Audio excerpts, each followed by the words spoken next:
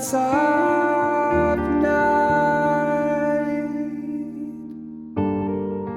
when the fires burn low, when the darkness holds, let your spirit roll and let light shine out of darkness, Lord. Let light shine bright till morning comes. Let all who see be blinded by your glory, Lord. Let light be here.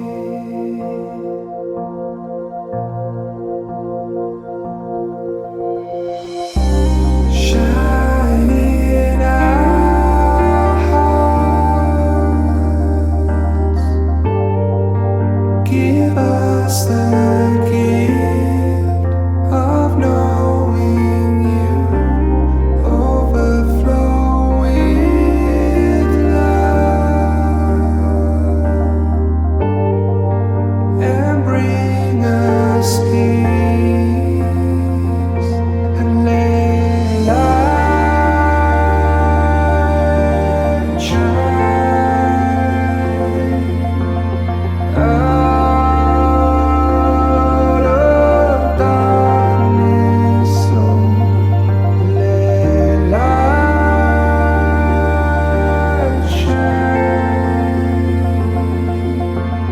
bright till morning comes. Let all who see be blinded by your glory, Lord. Let light be here.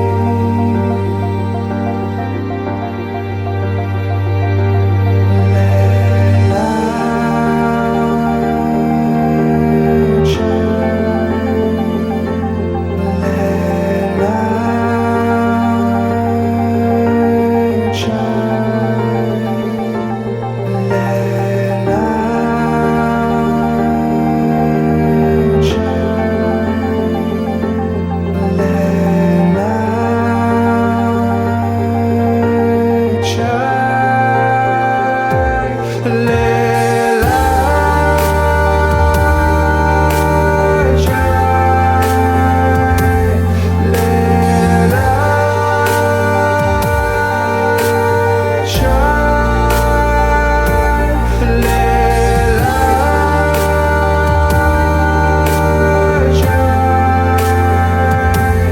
Let light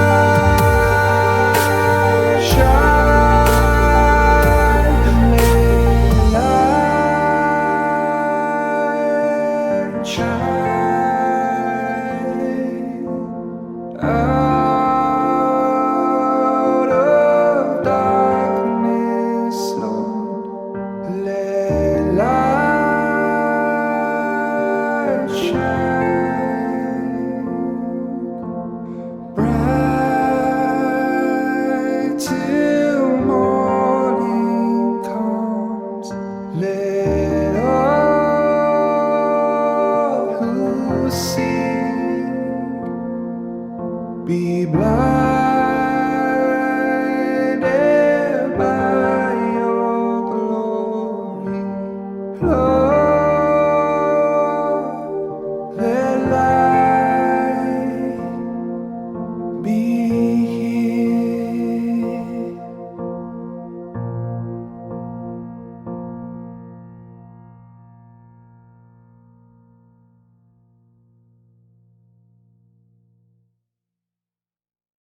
Hello and good morning and welcome to this online service. Looking like we might be in the final days of online services. Obviously everything is subject to change at the moment and we can't plan that far ahead, but anyway, it's great that you were able to join with me this morning for this one. And wherever you're watching along, whatever time of day it is when you eventually get around to watching this live or later in the week, but I hope that it blesses you. There's something from this, helps to encourage you in your day. Okay, I'm normally very prepared and like to have everything written out word for word. And I did that for this talk originally when I started looking at it, but one of the dangers of doing everything really written out and prepared is that you lose some of the genuineness, I guess, of the presentation, and it's possible to come across a little bit like a robot, and I don't want to do that because I want this to be really quite a sort of personal reflection of what I've learned from reading this. So it may not be quite as well thought out or structured or put together, but I have done the reading, so hopefully that will come through in what I'm saying today. Anyway, let's look at the passage that we've got and a couple of extra verses around that as well to help put the context in for this. So we're going to be looking at John. It's another post-resurrection appearance of Jesus, and it starts off in John 21 and verse 12. So I'm just going to read off the screen here. Apologies. Jesus said to them, "Come and have breakfast." Now, none of the disciples dared ask him, "Who are you?" They knew it was the Lord. Jesus came and he took the bread and he gave it to them. So with the fish. Now, this is the third time that Jesus was revealed to his disciples after he was raised from the dead. When they had finished breakfast, Jesus said to Simon Peter, "Simon, son of John, do you love me more than these?" He said to him, "Yes, Lord, you know that I love you." He said to him, "Feed my lambs." He said to him a second time, "Simon, son of John, do you love me?" He said to him, "Yes, Lord, you know that I love you." And he said to him, "Tend my sheep." He said to him a third time, "Simon, son of John, do you love me?"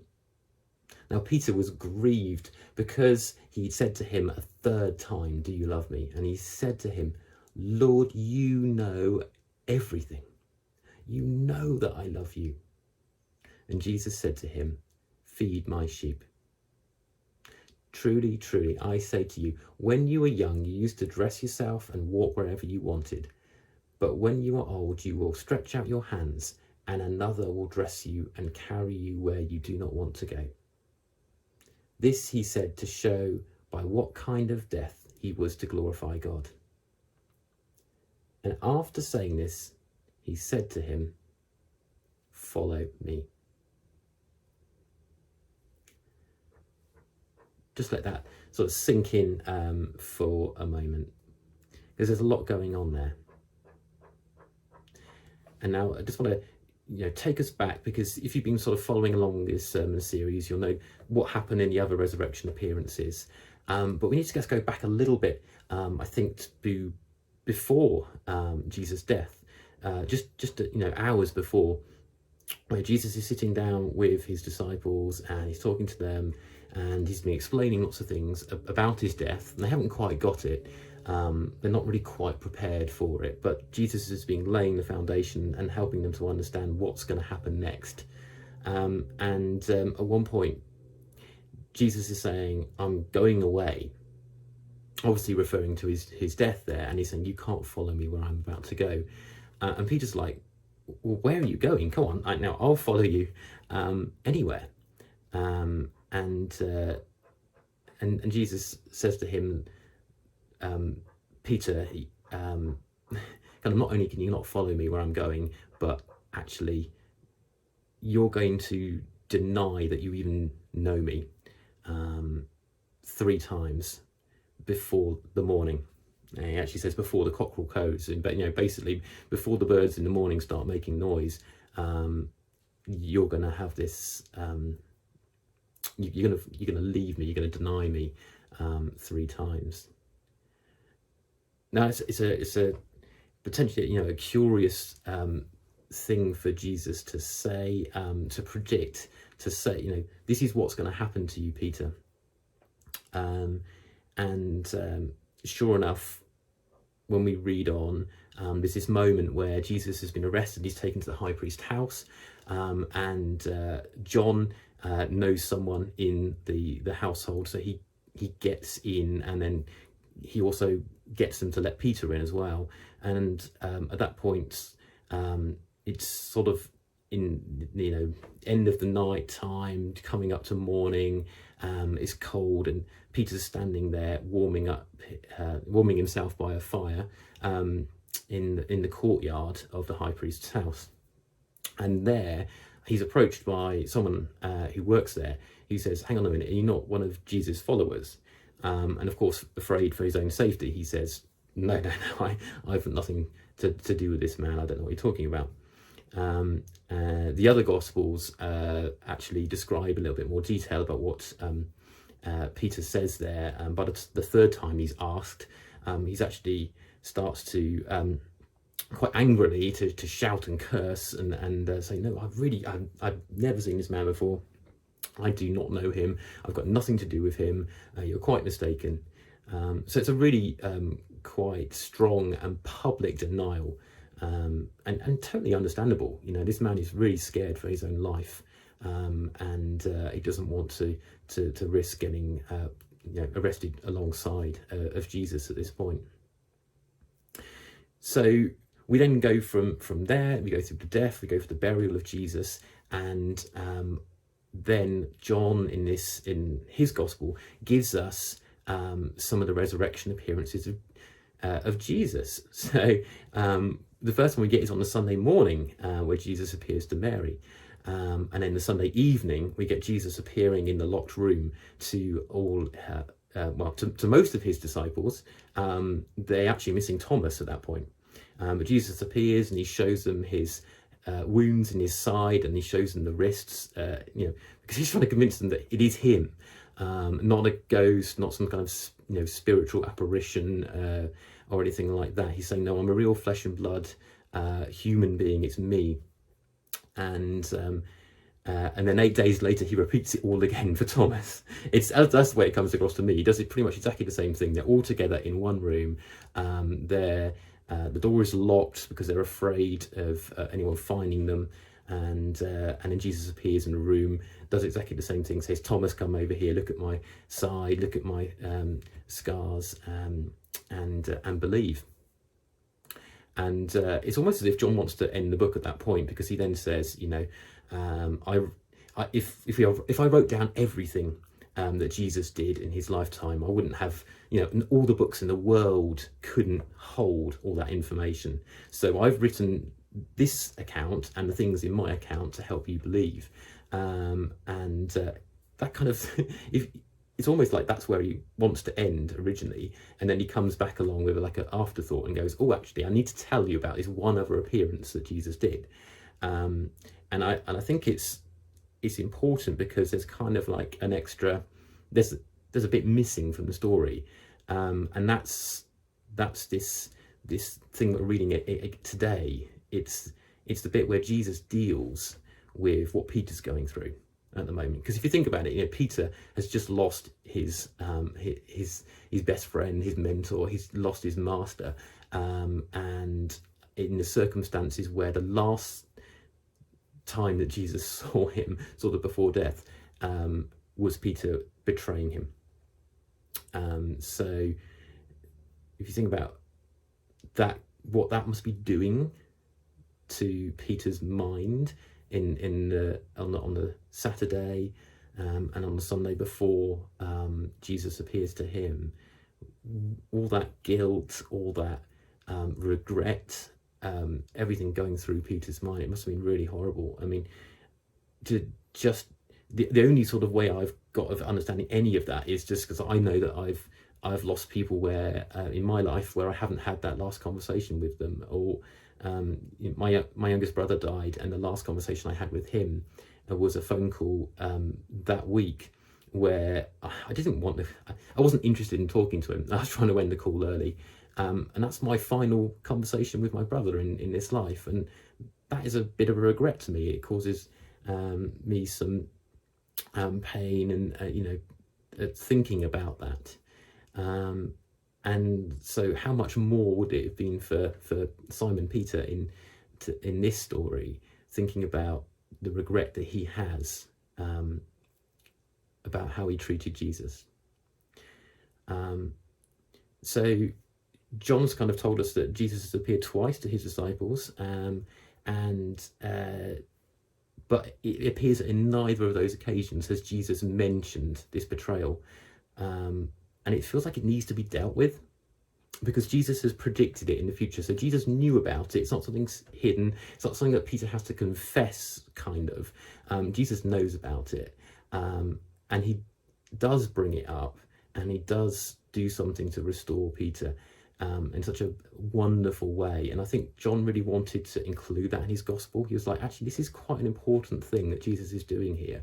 It's not maybe related to, the proofs of his resurrection, although there is an element in that, in the miraculous catch of fish, but even that miracle, I think, is more about Peter than it necessarily is about us.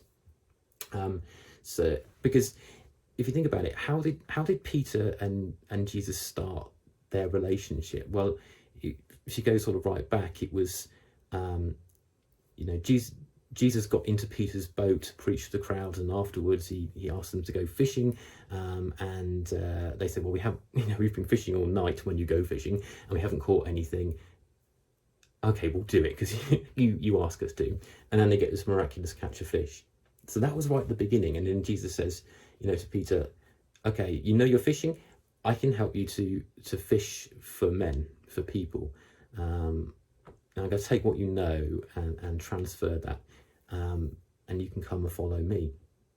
That's what he says right at the beginning. And I think so, therefore, it's kind of no coincidence that when Jesus wants to sort of reaffirm what he started in Peter's life all that time ago, he does so back on the side of a fishing, on the side of a lake with a fishing boat, and all those elements are sort of repeated here. So the miracle is there for Peter to realise it's the same Jesus that he knew back then, who called him then, who's now talking to him again. So that being the context, I also love the way that Jesus does this after a meal.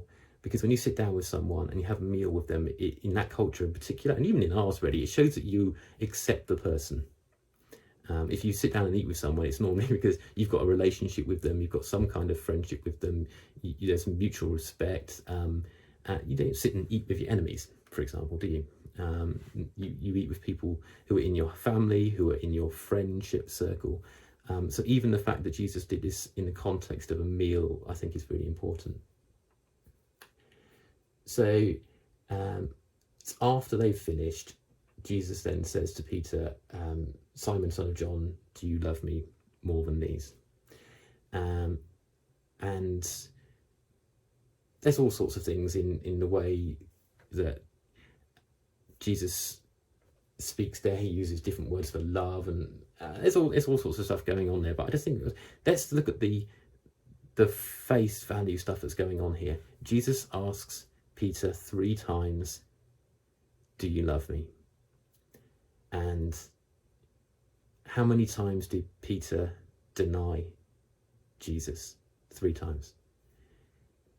Jesus is being really deliberate about this. He is giving Peter an insight into what happened and how much Jesus knows about what happened and how much Jesus cares about what happened. Jesus does care that Peter denied him, but that care is interwoven with the love that Jesus has for Peter. and how much he really wants to restore him at this point. And every time that Peter responds, yes, Lord, you know that I love you, Jesus then follows it up with a reaffirming of what he said to Peter before. When he says, I'm going to make you fisher of men, he's now saying, I want you to tend my sheep. So he's saying to him, look, this doesn't disqualify you from what you were made to be. You are still valuable to me. You can, and I still want you on my team. I want you to work with me. I want you to tend my sheep. And just a little side note here. I think sheep is just a lovely picture of how God sees us.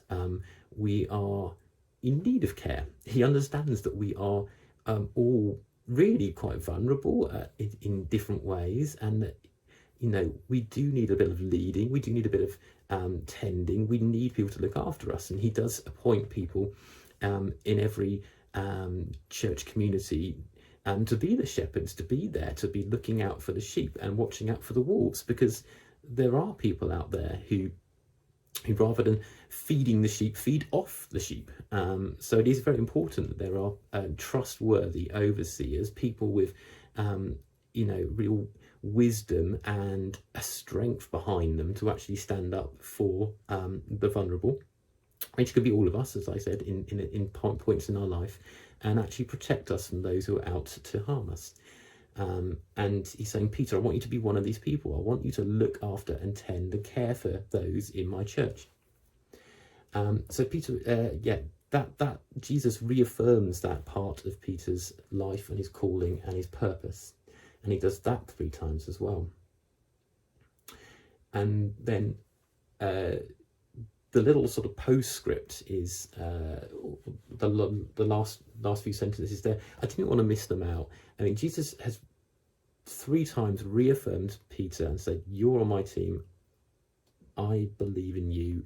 And then he says to him, truly, truly, I say to you, when you were young, blah, blah, blah. This is confusing. What does it mean that someone is going to dress him and carry him where he doesn't want to go? Well, luckily we've got verse 19 there. It says, he said to show what kind of death he was to glorify God. So Jesus is predicting Peter's death, which again is kind of it's unexpected, and in this context you think, whoa, okay, you've just said you've effectively you've forgiven Peter, you've brought him back into the fold, and you've dealt with that problem, and now you're saying he's going to die. So what's going on there? And how would you feel if Jesus said that to you? Just the thought of that is quite. It's heavy, isn't it? It's not a small thing to have someone predict your death, but I think you can see how Peter sort of responded to it and what it meant to him, because Jesus says to him, "Follow me," at the end of that sentence. And immediately afterwards, sort of Peter looks around at John and goes, "What about him?" So what's going on there? Well, I think Peter's struggling to deal with that as well, on some level. So he's going, well, okay, well, I get to die for you. What happens to John? And Jesus is like, Peter, it's really none of your business. And that's lovely, because it's sort of, they're back to their old ways again. Peter's saying something really bizarre, and then Jesus sort of going, no, Peter, go on.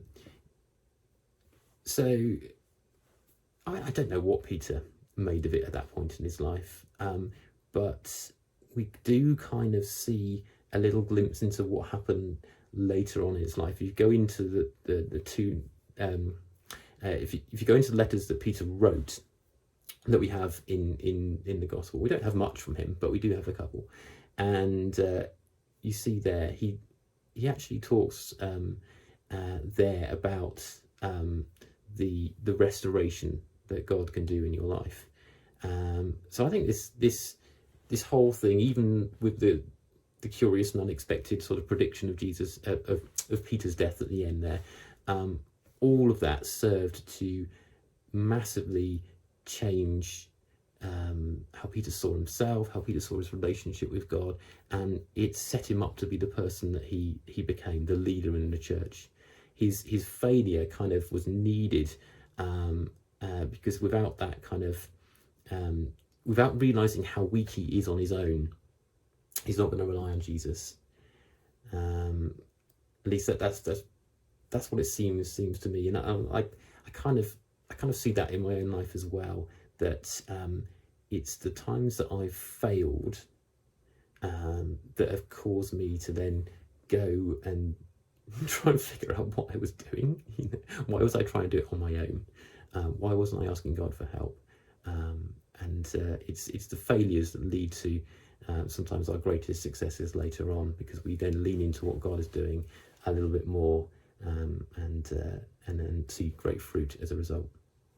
Anyway, lots there, and hopefully I haven't rambled too much, but if nothing else, hopefully you've heard a little bit there that's going to make you pick up the Bible and read it again, just to see, you know, where things came from in Peter's life. So, if you've got time this week, grab John and just maybe even just do a search for all the places that Peter pops up in the gospel, or skim through until you see the word Peter and just see what Peter does at every point. That might be a really good starting point for sort of exploring this on your own and trying to relate it to where you are right now. But if you take nothing else away from it, just take this, that Jesus loved Peter so much that he set up this whole thing, this whole miraculous catch of fish, the barbecue on the beach. He did all of that, I really believe, primarily at that moment because Peter needed it. And that just shows you that Jesus will go to, there's no lengths to which Jesus will not go for the person he loves, and the person he loves right now is you. Hi folks, we are going to be transitioning in the way that we have been meeting. So from the 23rd of May through till the 27th of June, you're going to have two options together with other people from our church each Sunday. The first option is this: join us for outdoor worship at 11 a.m. in the church car park. The second option is to join for an online service at 11 a.m. via Zoom. We're going to offer both options to respect the fact that while some of you are really keen to meet in person, others would prefer to continue to meet online from the comfort and safety of home. So take a little note of that. That change is going to be going live on the 23rd of May. So we look forward to welcoming you either here at the church car park or online via Zoom. Thanks for that. Bye.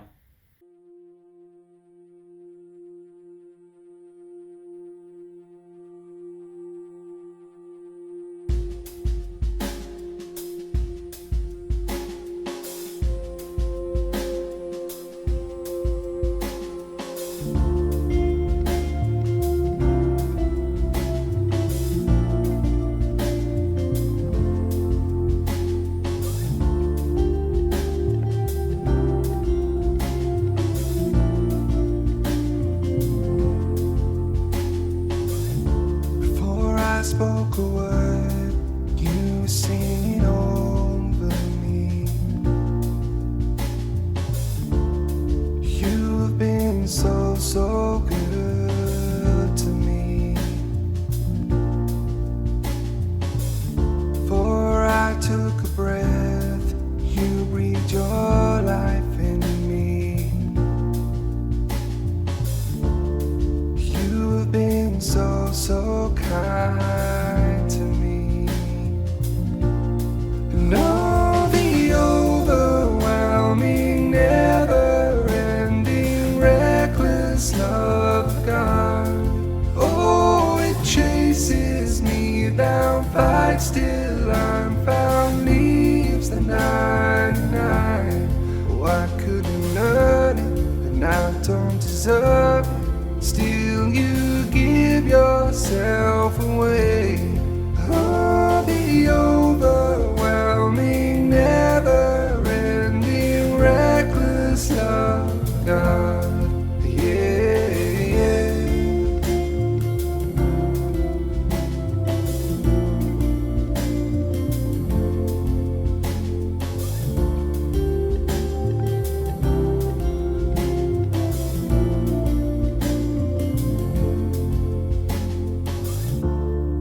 When I was your foe, still your love fought for me.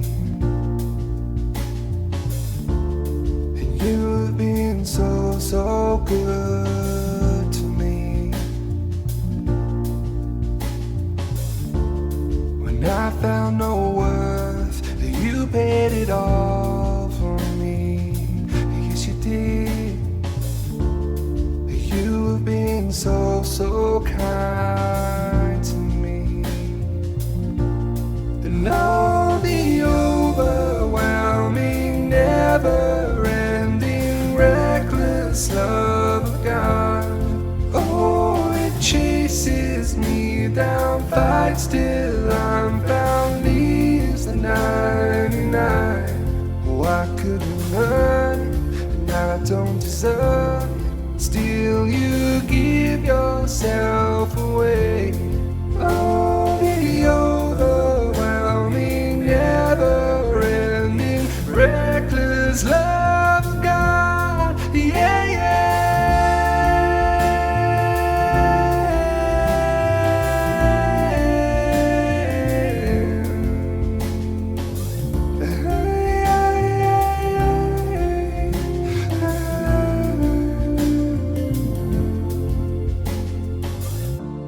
Shadow you won't light up, mountain you won't climb up, coming after me.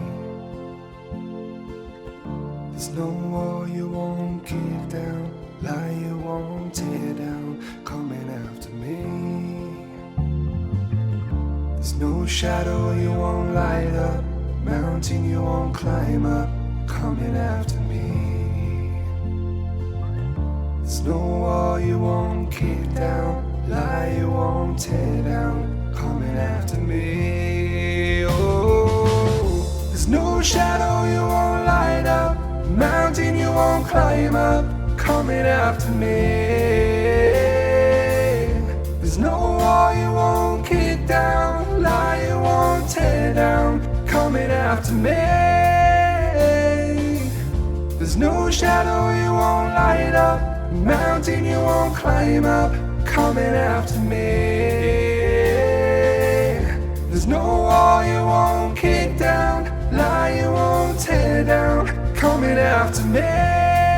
Oh, the overwhelming, never-ending, reckless love of God.